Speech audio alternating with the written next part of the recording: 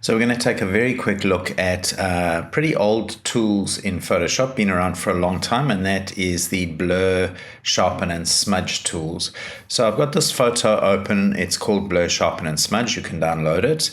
And I'm going to just improve the impact of the image a little bit just by creating a bit of depth of field. In other words, the background will be a little bit blurred out, and the foreground as well, and then we'll sharpen up the car a little bit just to make it a little bit more impactful. So I'm going to take this layer and duplicate it, and I'm also going to unlock the original layer and then move the duplicate down. Let me just do this properly. The duplicate, this one, the copy. And then go image, reveal all. Okay, so I've got a before and after. So the top one is the before, and this one is the after. And let me just arrange them so that they match here. So for the after one, I'm going to make a selection of the car. So I'm just going to use the object selection tool. It should do an okay job. Actually, pretty good job. And I'm going to invert the selection. So select inverse. And then I'm going to use the blur tool, which is here, blur.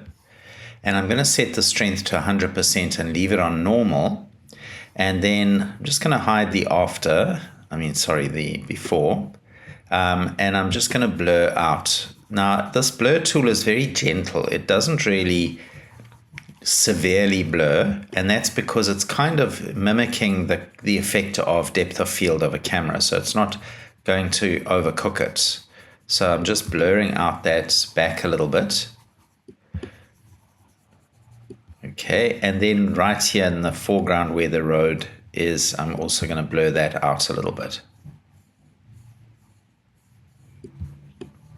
Okay. All right, and then I'm going to invert my selection back again.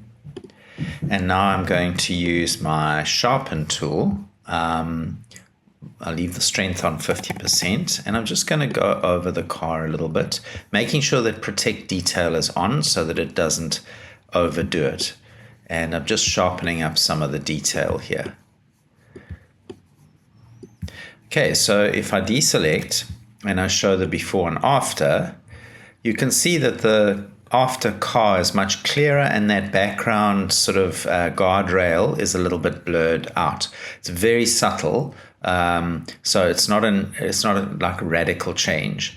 Then you have the smudge tool. Now, it's not really going to work with this picture, but just to show you what it can do, the smudge tool can literally move pixels by smudging them.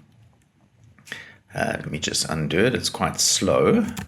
Okay, so in this case, it's not really going to be a good tool to use. But if you need to smudge something to create some kind of motion blur or something like that, it's one way that you can do it. It's not probably not the best tool to use for that, but that's what the smudge tool does. So blur and sharpen, pretty good for improving the quality of photos. Smudge, some situations might be appropriate.